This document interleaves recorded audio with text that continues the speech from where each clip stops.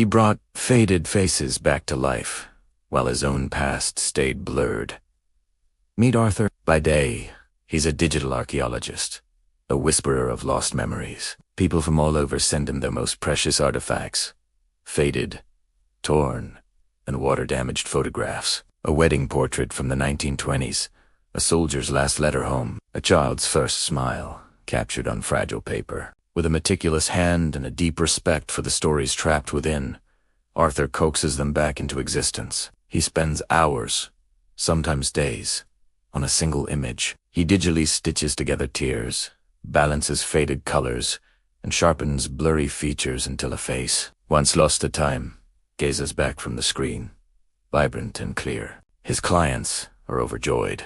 They see their grandparents as they once were, their long-lost relatives smiling again. For them, Arthur is a magician, a time traveler who can retrieve moments from the brink of oblivion. But once the work is done, and the restored memories are sent back to their rightful owners, Arthur is left alone in his studio, surrounded by the ghosts of other people's lives. His own past is a different story. It's a single, worn photograph he keeps locked in a drawer. It's a picture of a young boy and a woman, their faces turned away from the camera, looking out at a sea that seems to stretch into infinity. The photo is creased and sun-bleached, the figures almost dissolving into the bright light. This is the one photo Arthur can't bring himself to restore. It's the only tangible piece of his childhood he has left. He found it tucked inside a book after he was placed in foster care, with no note, no name, nothing to explain who these people were. He assumes the woman is his mother and the boy is him, but he can't be sure. The uncertainty is a constant ache. He's tried to remember. Of course, he's spent countless nights staring at the photo, trying to will a memory into focus. The smell of salt, the sound of waves, the feeling of a hand holding his. But it's all just smoke. It's ironic, isn't it? He gives people back their history, but his own is a blank page. Restoring other people's memories has become his way of searching for his own, hoping that in one of these forgotten faces, he might find a clue, a connection, a piece of his own missing puzzle. One afternoon, a new email arrives. It's from a woman named Eleanor. Her request is simple. She has an old photo album that was damaged in a flood. It contains the only pictures of her late brother, who was lost at sea as a child. Her parents never spoke of him again, and the album is her only link. She writes, "I just want to see his face clearly one more time. I need to remember." Arthur feels a familiar pull. He accepts the job, and a few days later, a heavy, waterlogged album arrives. The pages are stuck together, the images warped into abstract patterns of color and decay. It's a monumental task, one that would deter most restorers. But Arthur sees it as a challenge. He begins the delicate process of separating the pages, scanning each fragment, and piecing them together on his screen. He starts with the least damaged photos. A birthday party, a family picnic, a boy with a mischievous grin, holding a fishing rod. Slowly, the story of a family unfolds. As he works, Arthur feels a strange sense of kinship with Eleanor. He understands her desperation to hold on to a ghost. Days turn into weeks.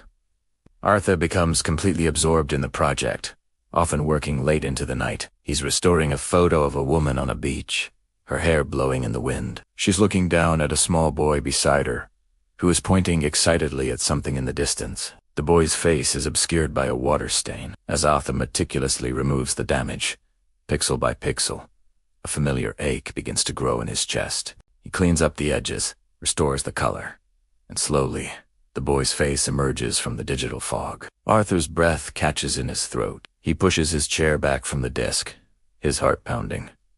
The boy on the screen is him. He frantically opens the drawer and takes out his own faded photograph. He places it beside the monitor.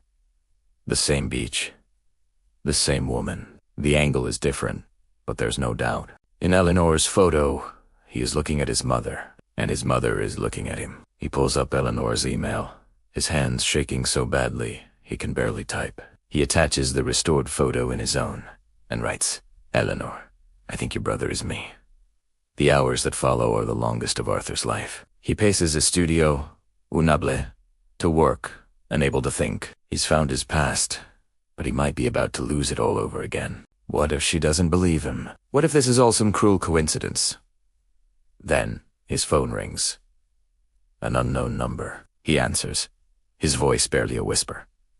"Hello, Arthur." A woman's voice asks, trembling. "It's Eleanor." My mother? She always said you loved the sea." Tears streamed down Arthur's face. For the first time, he isn't looking at the past through a screen. He's hearing it. He's feeling it.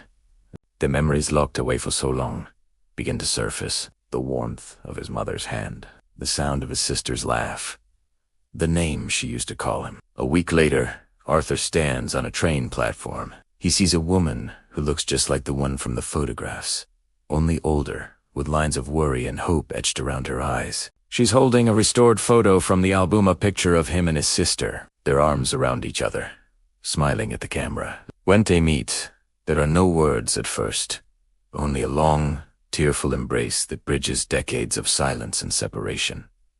Eleanor tells him their story, how their parents, devastated by his disappearance, could never bring themselves to speak his name, how she, his older sister, had never given up hope. Back in his studio, Arthur finally takes out his old photograph.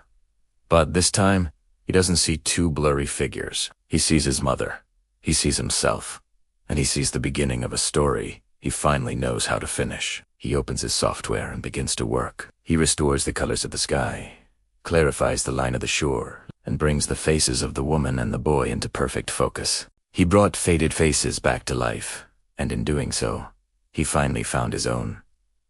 His work was never just about restoring photos. It was about restoring connections.